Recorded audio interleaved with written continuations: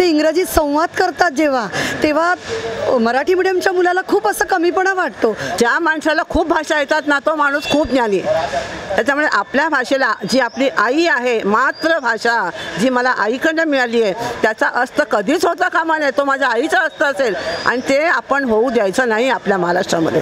स्थानिक भाषा आपली त्याला समता कामा नये। ताई, मगाशी एक मराठी हिंदी वाद चालू होतं। काही लोकांचं असं बोलणं होतं की या सरकारच्या दुर्लक्षामुळे आता महानगरपालिकेची जी मराठी माध्यमिक शाळा आहेत ते बंद होत आहेत। याच्यावर काय बोलणार तुम्ही?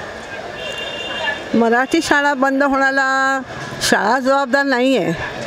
आताचे काय झाले, आताचे पालक जे आहेत हे बहुतांशी हायफाय झाले आहेत। त्याच्यामुळे त्याला असं वाटतं की माझा मुलगा जर इंग्लिश स्कूलमध्ये शिकला, CBSE मध्ये शिकला, SCSE मध्ये शिकला की तो मोठा होणार आहे। पण ॲक्च्युली तसं नसतं। ज्याच्यामध्ये बुद्धिमत्ता असते, जो हुशार असतो तो कुठेही चमकतो। आयुष्यात शिकण्यासाठी किंवा आयुष्यात मोठं होण्यासाठी भाषा एक फक्त माध्यम आहे स्वतःला व्यक्त करण्यासाठी।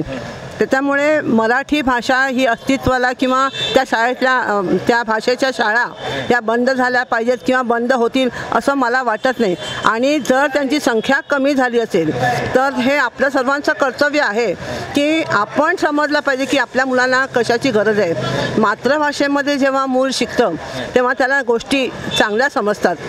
त्याचे जे बेसिक फॅक्टर्स असतात ते त्याच्यामध्ये खोल त्याच्या मेंदूमध्ये जातात आणि तो समजू शकतो।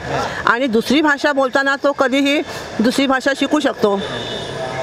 आणि स्पेशली जेव्हा मूल लहान असतं तर खूप साऱ्या भाषा शिकतं। मी स्वतः पण कॉन्व्हेंटमध्ये शिकली आहे, पण मला 5 भाषा येतात आणि मी सर्व भाषामध्ये, मराठीमध्ये पण मला बक्षिसं मिळाली आहेत। म्हणजे भाषा एक कोणासाठी अडसर असू नये की भाषेमुळे मी मागे राहिलो किंवा ही भाषा मी शिकली म्हणून मी मोठा झालो, असं काही नाही। ते तुमच्या स्वतःवर असतं की तुम्ही तुमच्यामध्ये किती आत्मसात करण्याची क्षमता आहे। आपली क्षमता महत्त्वाची असते आणि मातृभाषा ही नेहमी श्रेष्ठच असते। काही लोकांचं असं पण बोलणं आहे की स्टुडंट्स, विद्यार्थ्यांचं नंबर कमी झालं आणि संख्या कमी झाली तरीही सरकारने ती शाळा सुरूच ठेवावी। याच्यावर काही आहे तुमचं मत? नाही, शाळेची संख्या जरी कमी असली तरी गव्हर्नमेंटनी शाळा किंवा म्युन्सिपाल्टीने ज्याच्या अंडर शाळा असेल त्यांनी चालूच ठेवावी।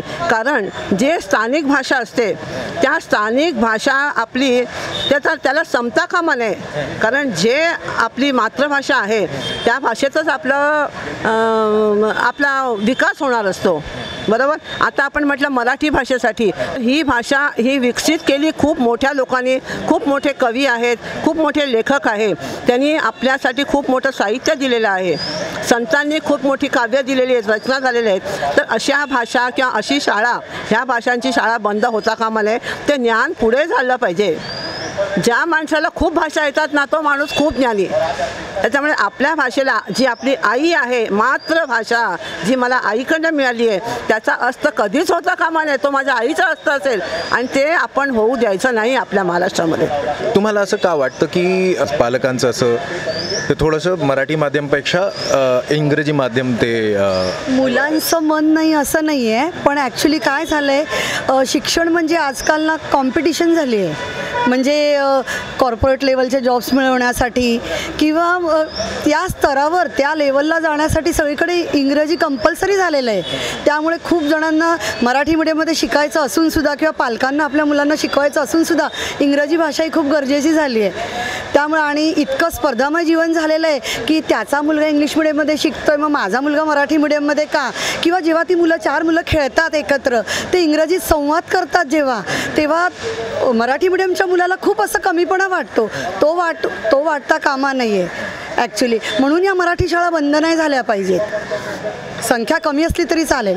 आणि जर का तो मुलगा तेजस्वी असेल मराठी मीडियमचा तर तो इंग्लिशमध्ये सुद्धा पुढे जाणारच। तो ती इंग्रजी भाषा आत्मसात करणारच आणि तो आयुष्यात पुढे जाणारच। Thank you so much.